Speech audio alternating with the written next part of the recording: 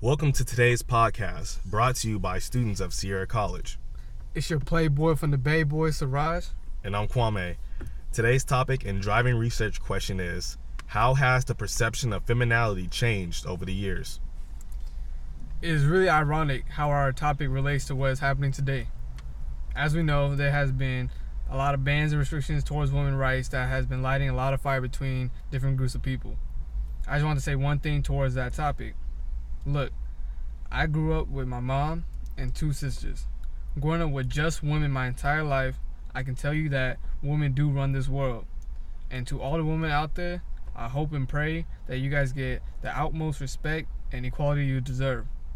Coming from a 20-year-old guy, I can wholeheartedly agree with Beyonce when she sings, "Who runs this world? Girls, period." In our podcast today, we were fortunate enough to interview 3 different women who have experienced multiple decades of culture change and progress through the female lens. Our goal today is to unravel some of these key elements that make women who they are and analyze some of the important skills that women have passed down from generation to generation. Beginning with a woman who was growing up in the 1960s and 70s, she put a lot of emphasis on deep cultural changes that were altering the role of women in American society. More females than ever were entering the paid workforce, and this increased to dissatisfaction among women regarding huge gender disparities in pay. She also spoke on how she noticed a huge increase in sexual harassment at many of the workplaces. Speaking of her childhood, woman number 1, or can we give her a name, bro? Like Belinda? Nah. Alright, cut that shit out. That's good. She grew up with no dad, and she was the oldest of 10 kids that her mom had, which she was pretty much a second mom. And, bruh, can we just talk about imagine having 10 kids? That's wild, man. Couldn't imagine it. 10 mini-me's just walk around your crib. But we gonna be balling in high school, though. We finna be balling, bruh. I got a starting lineup and a bench. For this woman, being a woman was a life destiny that she herself defined as being a housekeeper, a family manager, and an overall major support pillar for her family. A huge transitional moment for her was definitely marriage, by fully emerging herself into adulthood and taking on all and every responsibility that came with being a mother of the house and family. One thing that we will have to keep in mind throughout this whole discussion is the importance of marriage throughout the years. I believe that in today's age, marriage is important to a lot of people, and some people it's not. It varies, but back in that time, like she said, was very transitional, and that you needed marriage in order to become a woman. You need to be married.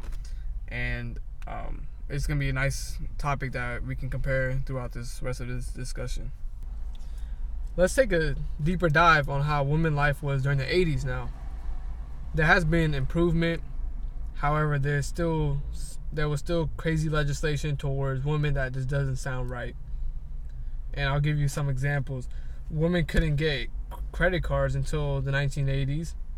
Women could not be covered by health insurance under maternity leave at many companies. Women could not sue for paid discrimination after 6 months. Married women could not accuse their husbands of rape in every state. And women cannot get a PhD in women's studies. In women's studies, they cannot get a PhD. It just does not sound right. Yeah, I think that's pretty crazy, honestly, how you're denying a woman just self-knowledge and self-accusation of themselves, But I also noticed that the woman number 2 spent a lot of emphasis on specifying exactly what woman self-worth was, how to keep women's dignity about themselves, and trying to pretty much preserve the foundation that a lot of the baby boomers in the 60s and 70s has set, kind of like a almost trailblazer type of way. A lot of these women during the 80s and 90s, they were trying to give their own female perspective and express new ways of femininity, which was kind of different contrary to the 60s and 70s, where a lot of the women were doing a lot of work, and it was kind of kept inside the house, kept to themselves. They didn't get a lot of recognition from their husbands or from outside people. But I definitely noticed that during the 80s and 90s, that woman number 2 spoke a lot about how women were in more roles of power, getting more state and local recognition in multiple communities than just their own. Lastly, our third interview consisted of a current millennial who is developing her own sense of womanhood in today's society by educating herself and creating her own self-agency. Growing up with just a mom and 2 siblings, woman number 3 grew up trying to be a very independent, self-building person. Growing up, Jess was raised by her mother and her 2 siblings. As a woman in today's period, Jess had goals and aspirations to become an independent, accomplished individual. Her mother, even though being a traditional housewife of the 80s, taught Jess that there are no restrictions for what she did in her life, just to go work hard and solidify herself so she can walk that walk and talk that talk. She didn't need marriage. She didn't need a husband in order to complete her life. All right, now that we went through these 3 different women and their interviews and their lifestyles and their different time periods, I think it's time for us to discuss and compare about how womanhood and how it has changed over the past years and decades. So, Kwame, do you have anything? You can start it off. Yeah, what I've noticed is that honestly, over the past years, being a woman hasn't really changed. We're seeing a lot of the same characteristics. They're expressed differently through each different female lens. A lot of these women, they're very consistent when it comes to being a part of their family's lives. They're very consistent with being a strong supporting role, of being giving their 100% into the skills that it takes to be a woman, skills that males, honestly, quite frankly, just don't have, or just don't express nearly as much, at least. Also, I've noticed that with these 3 examples that we had, none of these examples are a set in stone way to express femininity or show exactly how one woman should be. These are all just different ways that women have chose to express themselves. And I think that's the important part, is letting women still choose who they are, letting women still be free to create themselves, to express themselves, especially define themselves. It doesn't make sense that we have half the population telling the other half of the population how to act, how to sit, where to be, how to exist. That's just a preposterous concept in general.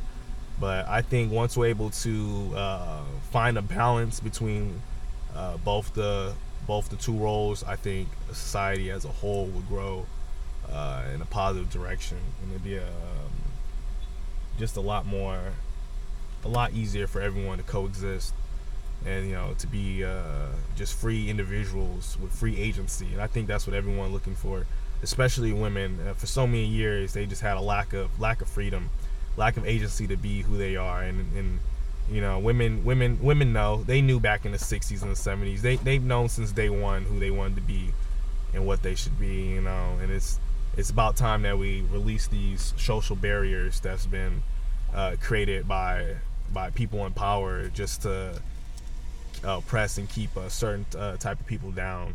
And it doesn't make sense to have women oppressed the way they've been oppressed. And I think these ways that these women have chose to express themselves just goes to show how much expression there really is in a lot of women's lives, and how much things haven't been told that women do that just get underappreciated and not recognized. Yeah, great points. Like, I just always acknowledge the mental strength when it comes to women. If my mom, my dad came up to me and told me that, oh, I have this blueprint to accomplish for my life, and I gotta be married and have kids, and that's when I become a man, I would hate it. I don't know what I would do. And the fact that women have been like this, even till this day, there's still women out there who are forced into arranged marriages, and they first thing they gotta do is grow up and know how to cook and feed their husband and feed their family. Like, for me, that shit is whack. I feel like if I was told that is horrible, and the mental strength and the perseverance of women throughout these generations and still going on has been crazy. It's a whole different kind of war going on between the roles of men and women, about how that if men they think that if they're just stronger, they have an advantage. That's just not how it goes. The reason why we're all on this earth is because of women. My mom, she raised me. She was a traditional housewife. She was that. And she keeps telling me all these times, when she owned a business. When she came from Fiji, she owned a business. She owned a business. She was successful, independent woman. When she came here, she was trapped into the whole society of being a housewife and doing this. She had to quit her job. She raised us kids, and while my dad was gone, so all this stuff about this whole housewife and the restrictions of women has been so crazy, yet she persevered, and she taught us that we can be whatever we want to be. She taught my sisters that go out, become yourself first before you even think about marriage and think about all this stuff. Don't let anything hold you back. And straight up, I just give props and kudos to all you females out there, and just shout out to you guys. All right, to conclude all that, we pretty much say all this just to as a society to grow. We have to keep our eyes open, keep our ears open, especially keep our minds open, most importantly, to get past these social barriers as a whole, as a positive moving entity, as a society. But that pretty much wraps up today's podcast. With that, we want people, just listen, take the time out and listen to a female's perspective, listen to a female's voice, listen to a female's story, even if it's just how their day is. That is who they are. That is what's occurring in their life. It could be as simple as just hearing just exactly how their day is. It's that simple. Just listening to them out, hear them out, respect them. Just be courteous. Just be overall respectful and a better person. And to all the women out there, there are still guys out there that respect females and women, and they come by the name of Siraj. Just by the way, if you see him, gold chain, all looking all fine and everything, hit him up, give him a chance. Alright then, from Kwame to Siraj, I think we're gonna end this thing up right now. Yep. Shouts Peace. out, deuce.